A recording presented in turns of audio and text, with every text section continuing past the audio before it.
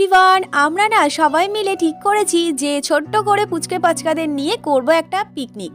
তো পিকনিক করার আগে আমাদের তো উনুন বানাতে হবে, তো সেই কারণে পিকনিকের দুদিন আগে আমরা চলে এসেছি উনুনটা রেডি করার জন্য। আর এখান থেকে নিয়ে যাচ্ছি এক বালতি জল আমি। তো চলো।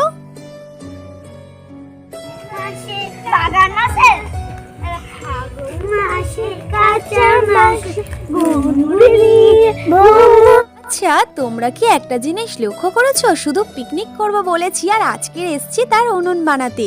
আর বাচ্চাগুলোর মনে ঠিক কতটা পরিমাণে আনন্দ দেখছো, নিজে নিজেই গান করছে, নিজেরাই নাচছে।